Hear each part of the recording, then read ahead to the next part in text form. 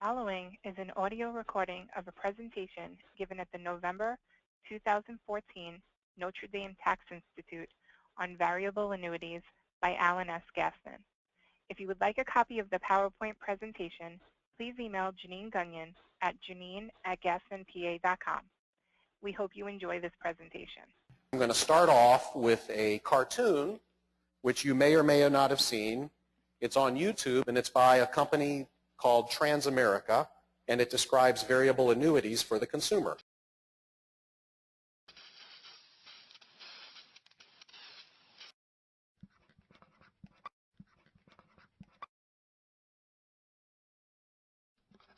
Our mission at Transamerica is helping people accumulate and protect their wealth and then convert that wealth into retirement income. Hopefully, you've done a lot of things right. You've worked hard and protected your family with adequate life insurance. You have maximized your savings opportunities within your company's 401k plan, taking advantage of the full company match. You've invested wisely in mutual funds with an eye towards growing your investments while also managing risk. Now you're at a stage in life where you are ready to convert your savings and investments into a steady stream of retirement income. This is where things get a bit more complicated. Now, notice, and by the way, this is cut from a 6-minute, I cut a 6-minute video into a 2-minute video. But notice what they've just said.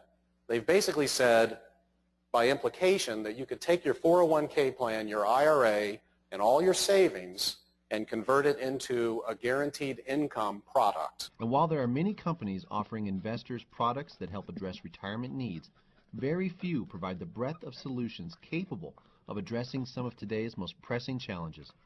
We are Transamerica, and we've been doing just that for over 100 years. Many of us are concerned today about having the ability to retire comfortably and with confidence. Little wonder. Well, in fact, there are. One solution is a well-known product called a variable annuity, and it is indeed helping millions of Americans meet many of today's retirement challenges.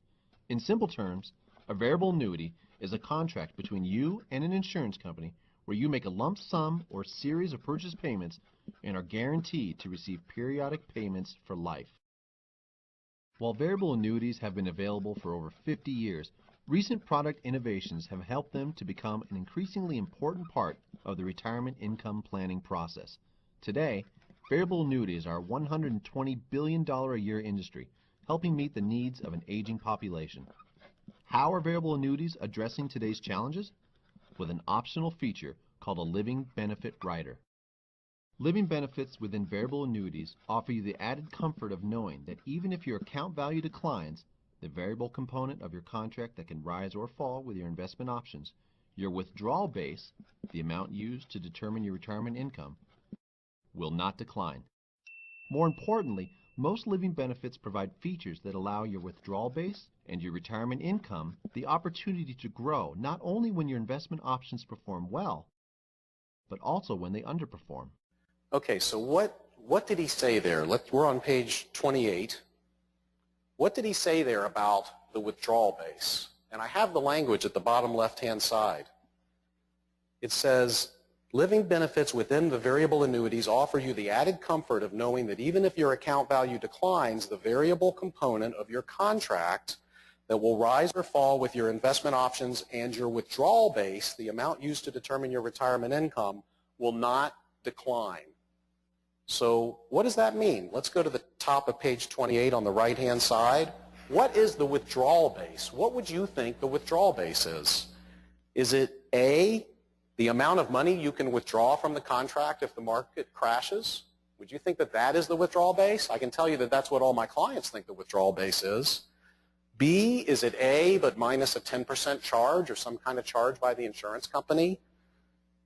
C, is it just whatever happens to be left from after the stock market crash minus a surrender charge plus a small percentage of the withdrawal base, like maybe 4 or 5 or 6% of the withdrawal base per year until you die?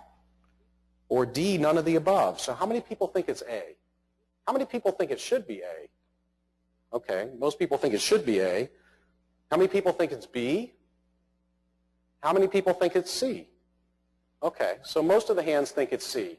And that's exactly what it is. It's C. And although, you know, Will Rogers is attributed to have said, I'm not so much concerned about the return on my capital as I am on the return of my capital, while this seems to have been designed to make you think that your capital is guaranteed, it in fact is only designed to possibly sell a product and to provide a payment guarantee. If you go to page 29, this is a typical explanation of a payment guarantee. And what they're saying is, for example, if you put $500,000 into this contract and after charges and after stock market problems, it's only worth $50,000, but because of this guaranteed withdrawal benefit, what I'll call your phantom account is $1 million, you can't just go withdraw $1 million. What you could do here on the right-hand side of page 29, if you're 64 years old, is you could withdraw 4.3% a year of that $1 million withdrawal base, which will give you $43,000 a year. So at the end of the first year, you take out that $43,000, that reduces what your remaining $50,000 is to $7,000. That's all you have in the contract is $7,000. If you get into a financial catastrophe, what do you have? You have $7,000. Plus you can continue taking out $43,000 a year, probably for a minimum of 5 years or until you die, whichever is first. So in this example, you would have not have gotten $1 million. You would have gotten $43,000 for 5 years. Then you die, and that's what you get, and there's nothing there for your family.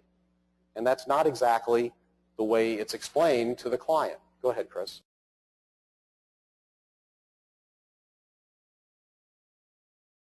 Well, in fact, there are. One solution is a well-known product called a variable annuity, and it is indeed helping millions of Americans meet many of today's retirement challenges. In simple terms, a variable annuity is a contract between you and an insurance company where you make a lump sum or series of purchase payments and are guaranteed to receive periodic payments for life. While variable annuities have been available for over 50 years, recent product innovations have helped them to become an increasingly important part of the retirement income planning process. Today, variable annuities are a $120 billion a year industry, helping meet the needs of an aging population. How are variable annuities addressing today's challenges? With an optional feature called a living benefit rider. Living benefits within variable annuities offer you the added comfort of knowing that even if your account value declines, the variable component of your contract that can rise or fall with your investment options, your withdrawal base, the amount used to determine your retirement income, will not decline. More importantly, most living benefits provide features that allow your withdrawal base and your retirement income the opportunity to grow not only when your investment options perform well, but also when they underperform. So whether you are planning for, nearing, or entering retirement, we know a few other solutions that can help you address today's challenges and help provide the confident, comfortable lifestyle you desire. Retirement income for life, retirement income stability, retirement income that has the opportunity to grow. So what's your duty as a lawyer or an accountant or a financial planner when the client comes in and says, I have these variable annuities. I invested $500,000, they're worth $1 million, and I have a guaranteed value of $2 million. So my net worth is $2 million from these annuities, and I put all my assets into them. I put my 401k into them, even though I didn't need the tax deferral. So, you know, where are you as a lawyer? Where are you as an accountant? Where are you as a financial advisor? If you're the financial advisor, the agent of record, then you're typically getting an annual fee of 0.25% a year for being the agent of record, which the client doesn't know about. And what are you telling them about it? So what's my duty as a lawyer when that client comes to me, referred by that financial planner who made a large commission placing that contract? It's a nitty situation.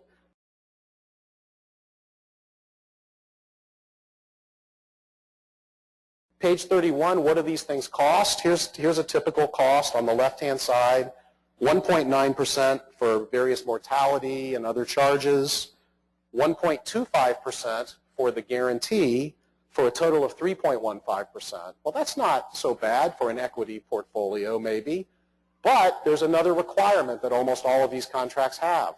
They want you to be no more usually than 60 to 75% in equities. They want the portfolio in 25% or more fixed income. So you're actually paying them, in this example, 3.15% to manage your fixed income. So if you divide by 75%, the real fee here is 4.2%. And the 1.25% is not on the actual value of the contract, it's on the phantom amount. So the expenses here are very large. Now, page 32, I have exchanged some correspondence with one of the carriers, asking them if my numbers were right, and informing them that I would be here and that I would want to show these numbers. I did this for a physician client. I got consent from the physician client. I sent them a spreadsheet similar to the one I'm going to show you, and they wrote back and said, we can't help you. Our actuaries are not able to explain the product, and please don't talk about our product at the Notre Dame Institute. I've reproduced their letter here. So then I wrote them a letter and said, please reconsider this because the client has over $1 million invested in this contract, and I think he has a right to know how it works and what's going on.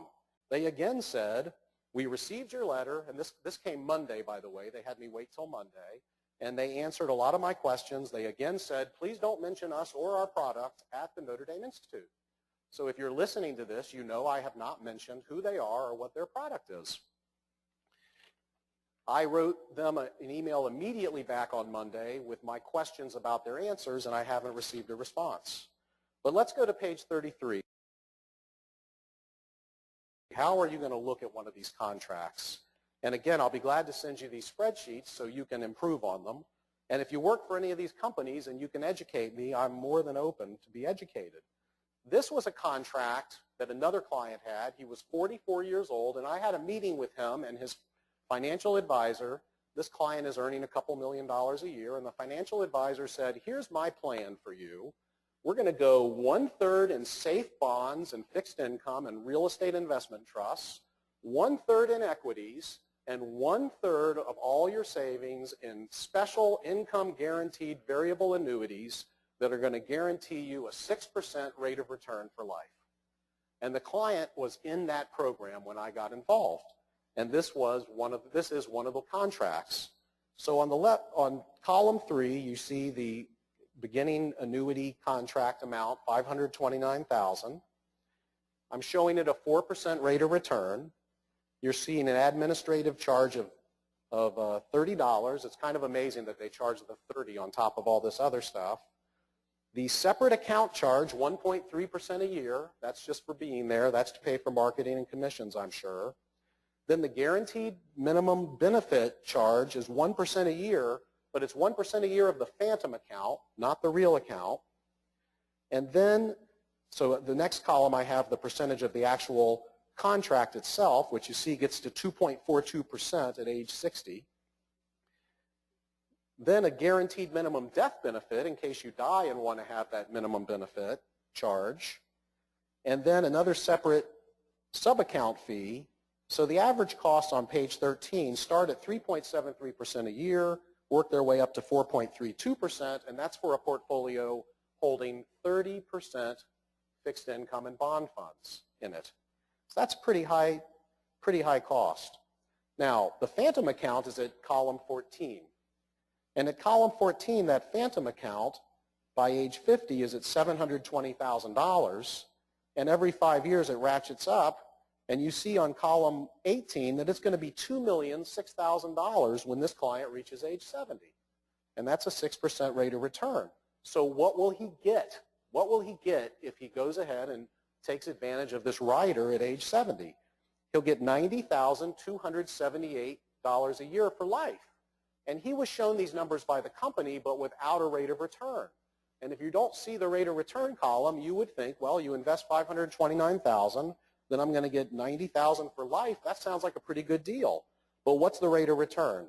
Well, he gets a minimum of 5 payments, so I'm going to take it down to age 73, 74, and his rate of return after the 5th payment is negative.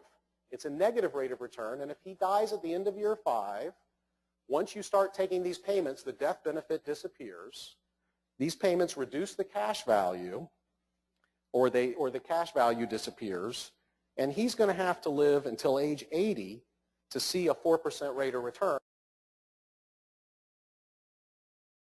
Now, if you go to page 34, what if he had just invested in the mutual funds, and they had grown at 4%, and he had paid a 0.8% in taxes and costs?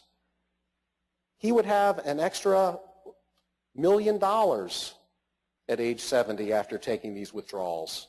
After taking these withdrawals at 75, he would have had an extra $790,000. After taking these withdrawals at age 80, he would have an extra $443,000. So once the client understood this, once I went through this exercise with him, he decided he no longer wanted to have a variable annuity investment. What do you do at that point? We'll talk about that in a minute. Now, some of your older products had a better guarantee at age 35, and that guarantee was, we will let you have every year the greater of the return of the stock market, or 7%, and then you can't just get the money, though, you have to annuitize it. So here's a 59-year-old client having a $159,000, what I call the phantom account. He came to me, he invested 100 years back, he came to me and he goes, okay, I want my 6%, my 7% guaranteed return, I'm going to go ahead and annuitize. And by the way, my health's not so good, so we need to update my estate plan. I probably have a 10-year life expectancy because of some heart issues. Okay, well at $9,000 a year, which is all you're going to get on annuitization, you've got to live from age 59 to 88 to get a 4% rate of return on that. Because when you die, there's no more payments. Now the hybrid on page 36 is the newest and probably the most confusing program. And with the hybrid, what they do is they take your money and they invest it in bonds, and they take the interest from the bonds and they buy options and you know, fancy financial contracts, and then they get involved with an index. And if the index goes up, they're able to give you part of the upside. If the index goes down, they're able to block losses, usually below 0%. So what they tell you is something like, you know what, we're going to put you in the S&P 500, and we're going to give you 80% of the upside, up to 0.4% a month. If it goes above that, we're not giving you any of the upside, but if it crashes, we're giving you none of the downside. And that sounds pretty good. Now, page 37, I've got part of a study that was done, and the professor concluded that the average hybrid variable annuity product is costing the person about, is yielding about 4% below the actual index. So if you would have just have invested in that index, you're losing 4% a year, according to that professor. Now, page 38, I have a typical projection that they give you, and it looks pretty good. It says at age 56, you're going to put in $1 million, and you're going to get the rate of return. That's what they call the credited interest rate. And you're going to be able to take out $180,000 at year 67 on the far right-hand side, and at the end you'll have gotten $3.7 million out of the contract. Well, when you spreadsheet this at page 39, you see how much money is being left on the table. And what's left on the table is in column 12. On a $1 million investment, what you've lost from return at age 71 is $1,095,000 on a $1 million investment. So these are very, very expensive financial products.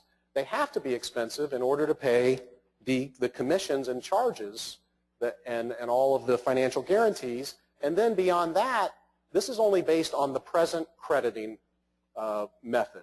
The carrier reserves the right to change the method of capping the index based upon performance.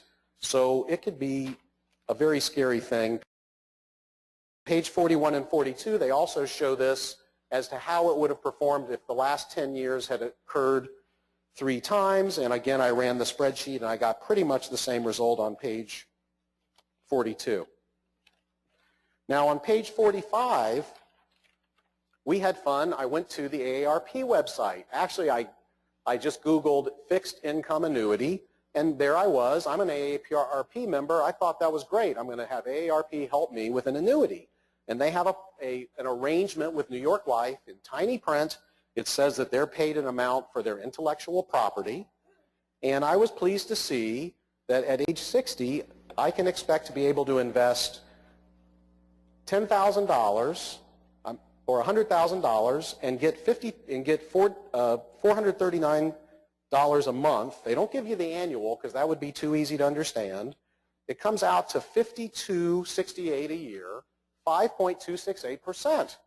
And they call this a guaranteed income of 5.268%. But what they don't tell you is you don't get your principal back necessarily. And this is AARP and New York Life. So on page 46, what happens is with this product, if you elect it, at the bottom of page 46, you get this annual payment. There is an ability to get a little bit of extra money if you want to. It was a few extra payments early.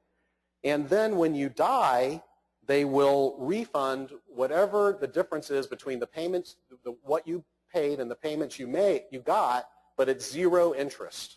So most people are going to die and get zero interest from this product, or a lot of people will.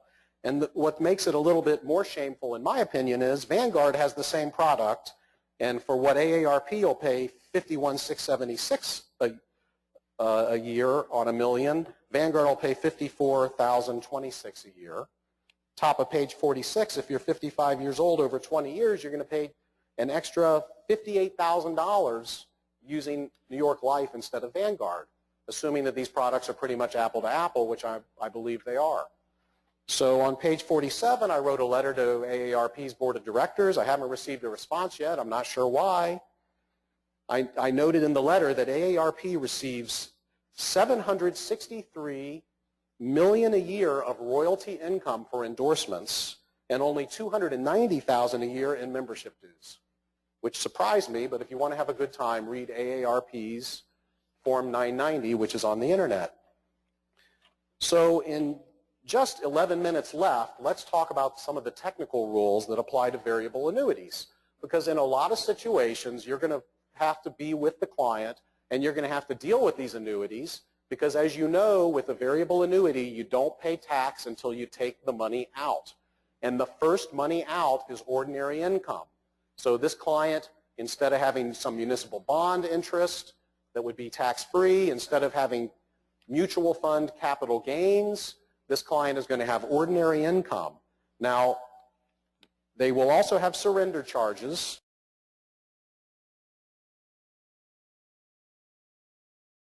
Typical surrender charges at the right of page 49.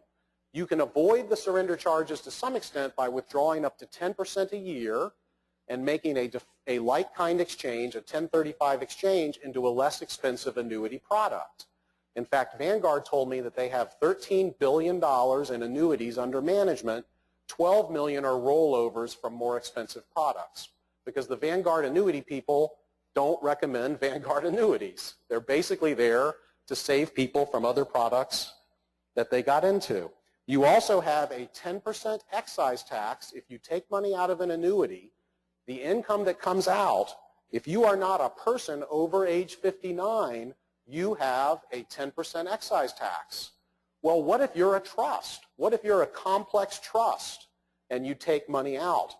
You probably have a 10% excise tax. You will. But what if you take the money out of the trust and you give the money to somebody who's over age 60? And there's a lot of these variable annuities held in irrevocable trust because people died. Well, there's no solid law that says that a transfer from an irrevocable trust of money to somebody who's a beneficiary over age 60 avoids the 10% excise tax. So you do have to decide if you're going to bite the bullet while the client's alive or after the client dies. Now, there is an ability to annuitize an annuity, which means you get fixed payments for life or fixed payments for a term of years, and then the first dollars out don't have to be ordinary income. They can be based on a ratio of the ordinary income in the contract versus the basis of the contract. But if the client wants to remain in the equities market because they actually like the idea of the variable annuity, there are two carriers that I'm aware of, Lincoln and AXA, and I'm on page 150 on the right, which have a product which acts like an annuitized annuity, but actually keeps the client in the equity markets. So some clients will go to Lincoln or AXA. Lincoln has some really smart in-house people. By the way, I have no financial relationship with anybody in this industry. I obviously don't sell these products, but I don't mind mentioning, what's out there for you as you take the road that I've been down. Page 51, 15 reasons to be cautious about variable annuities. Number one, you're converting long-term capital gain into ordinary income. Number two, there's no step-up in basis on death. Number three, the guarantees are complicated, and in my opinion, they're often deceiving. Number four, you've got a 10% excise tax often. Number five, when the annuitant dies, the contract has to be paid out within 5 years. The income sprays out unless the beneficiary is a surviving spouse or an individual. The individual beneficiary can take it out over their life expectancy, or if the decedent was already annuitized when they die, it can continue to come out over that annuitization schedule. So you've got a lot of thinking to do, and I have some very involved chapters which my partner Christy Denicolo up here helped me write. It took us, I don't know how many hundreds of hours to try to ferret all this out, but it is there. The big trap is that a spray trust, a trust for the benefit of more than one beneficiary, which is a complex trust, cannot safely hold a variable annuity and have tax deferral. What happens instead is the income is ordinary income. It's a C through the annuity. The income is ordinary income, or losses cause a deferral of recognition of income. And there's a lot of annuities in complex trusts. The only way around that is for the complex trust to designate one individual who is the sole beneficiary of that annuity. And in our outline, we have a lot of the private letter rulings. There's one private letter ruling which you might be able to read to say you can have a spray trust, but I think it was probably a mistake because there's over a dozen private letter rulings that say the other thing. Although Section 72 of the Code has a provision exactly almost like the 409A provision for pensions, there's never been any regulations. And the Treasury obviously doesn't like variable annuities, so you're not going to be able to do a stretch variable annuity trust. Now, further disadvantages, number 6, you can't discount an annuity very easily. In fact, we had a client in a deathbed situation, and we wanted to put the annuity into a family limited partnership to try to get some degree of discount. And we told the carrier we were going to put the annuity into a disregarded family limited partnership that would be irrevocably managed by the children. And the carrier said, if you do that, we're going to send you a 1099 because we're not taking any chances. It's not going to be our responsibility to make sure that that partnership is truly disregarded. So you're not able to really use the same discounting and gifting ability. And in fact, if you gift an annuity to someone other than your spouse, even a charity, it triggers the income within the annuity that's taxable to the donor. If you pledge an annuity at a bank, that triggers the income in the annuity. Of course, if the annuity is inside an IRA or pension, then the IRA pension rules work instead of the annuity rules. So let's go through some planning opportunities in the next 4 minutes.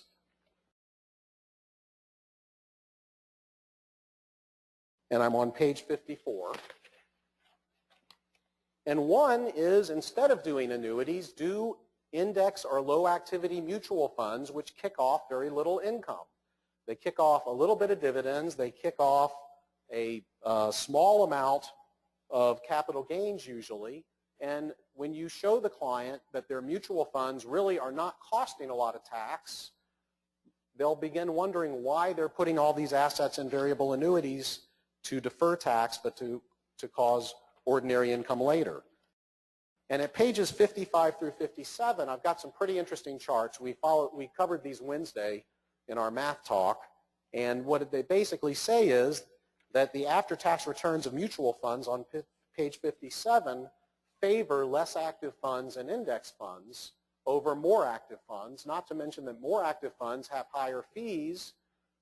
All the studies show that index funds outperform 80% or more of managed funds. And there was a recent study, it's pretty consistent, they evaluated 2,800 funds that 5 years ago had been in the top quarter percentile for 4 months, and they wanted to see how many of those funds would be in the top quarter percentile for another 5 years. How many of you think that less than 10%, how many of you think 10% qualified? How many of you think 5%, and how many think 2? 10%? A couple hands. 5%? Couple hands. How about 2 of them? 2 out of 2,800. That's how many performed. So, you know, when the broker says, you need this fund, it's been great, it's done great, it's super good, it's only cost 2% more a year than the other funds, guess what? Read the study.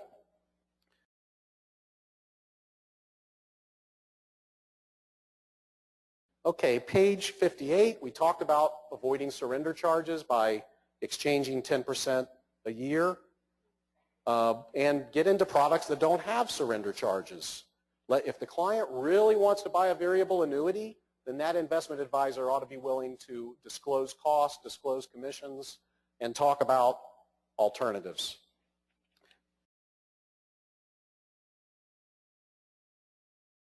You've got some costs here on page 60, the TIA CREF annuity costs. On a $100,000 variable annuity, their cost is 0.35% the first 10 years, that's per year, and then 0.1% per year thereafter. That's a lot different than what we were looking at earlier. And then their guaranteed income product is another 1.2% a year. Vanguard is similar. Page 62, you can consider private placement. If you do have a client who really likes funds, hedge funds, and REITs that spit out a lot of ordinary income, you can go and find a private placement variable annuity. If you're $1 million or above, it's probably going to cost 0.4% a year or less. And then finally, you have the 1035 rules, which I've got a chart on page 65. And under the 1035 rules, you can swap an annuity for another annuity. And I'll just give you 3 quick opportunities and then we'll be done. One is if I have a $100,000 annuity with $50,000 of income in it and I need to take 50 out, I'm going to pay $50,000 ordinary income tax. I can exchange that annuity for 2 separate $50,000 annuities. They'll each have $25,000 of income in them. I can wait 180 days, I can cash one in and only pay tax on the 25 instead of the 50 under the 1035 rules and the revenue procedure now in place for that. Secondly, I can have the annuity company transfer money to a long-term care insurance carrier, and I will not recognize income to the extent of the amount transferred over. But on page 66, don't be caught by this. This is my last point. The client put $150,000 into a variable annuity, and from the variable annuity, $7,500 a year goes into a long-term care product. So the client felt that would all be tax-free and that was a great thing. But what happens is they carry the basis and the income pro rata into the long-term care contract. So in 10 years, this client, in this example, still had 55% of what was in the annuity was going to be taxable. So that doesn't quite work either. Now, the other use of annuities is if you have an expensive life insurance policy and the person's getting older and that mortality cost is eating the life insurance policy alive and it's taxable income if you pull it out, which happens a lot because you lose basis to the extent that dividends paid up additions, you can exchange that policy into a low-cost annuity and at least preserve what's in there, and then you may spend the ordinary income in the last few years of the client's life when they need a lot of home nursing care. So maybe that income will come out tax-free when they need home nursing care.